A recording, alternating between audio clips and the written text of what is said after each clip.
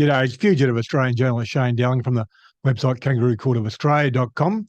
Now, the female Channel 7 personality who's been charged with sex crimes against children has been granted a permanent suppression order, but only until her matter's set down for trial.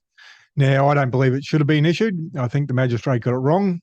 Now, the magistrate in Bruce Lerman's matter, who's an alleged Toowoomba rapist, that magistrate got it right. And Bruce Lerman appealed that, and he failed in the appeal. So the Supreme Court reinforced the fact that he wasn't entitled to a suppression order. But for some reasons, the magistrate at Richlands has decided to grant the suppression order for the Channel 7 personality. And we'll have a look at some of the facts, and I'll just read you out some of the facts if you're new to the story. Now, the Channel 7 personality has been charged with 8 counts of rape, 1 sexual assault, 17 counts of indecent treatment of children under 16, 2 charges of torture, 4 allegations of assaulting occasionally bodily harm, 2 of them whilst armed in company, and 2 common assault offences. Now, she's been charged with a 49-year-old man as well, who's been charged with 7 counts of assault occasionally bodily harm. I think both of them have had their number of charges increased. The man was in court a couple of days ago, and the media now reporting the female has been charged with 37 offences in total. Now, I published an article a couple of weeks ago titled Channel 7 personality charged with pedophile crimes and protected by suppression orders set to be outed because of the high-profile Toowoomba man accused of rape. Well, the high-profile Toowoomba man, he has been outed. And that was my argument. He had been found that he wasn't entitled to suppression orders by the magistrate in Toowoomba, and he appealed it. And I flagged that that appeal was going to fail, and I was right there. But I was wrong with the magistrate in Richlands. For some reason, he's decided to grant her an appeal. And let's have a look at what Channel 9 reported. It says a 52-year-old woman is facing 37 offences, including rape, indecent treatment of children, sexual assault and torture. Magistrate Aaron Simpson granted a non-publication order that will remain in place until the woman is committed to stand trial. In published reason, Simpson said, "The simple fact is the defendant is in need of her safety being protected."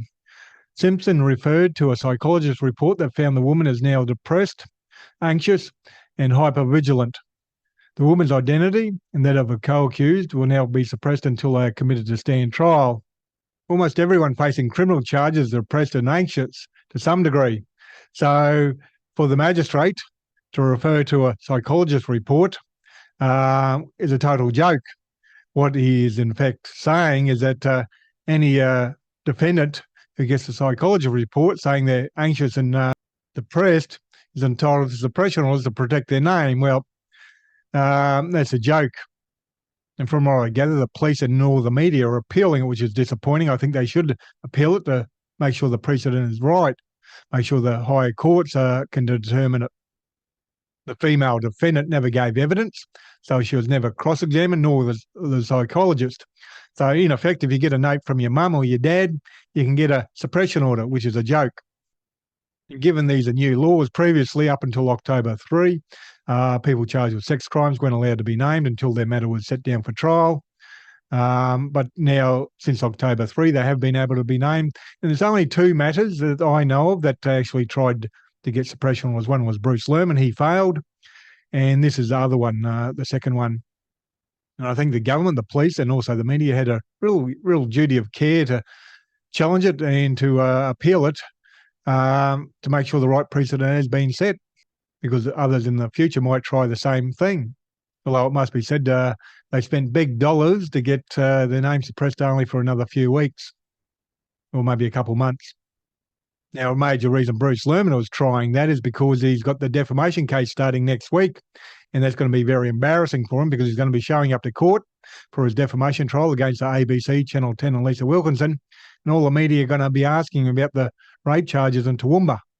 And I think there's some elements that the barristers representing Channel 10, ABC and Lisa Wilkinson will be asking Bruce Lerman when he's in the witness stand, especially the part about him using cocaine in Toowoomba, which is similar to him being accused of using cocaine. And the evidence that came to hand was exposed early in the defamation proceedings. Now, the reason the woman's obviously seeking suppression orders, non-publication orders, is you really got to wonder if Kerry Stokes and Channel 7 are paying for it, because this person was on TV recently, and obviously that would have been very embarrassing for Kerry Stokes and Channel 7 to have her name and the partner's name in the media.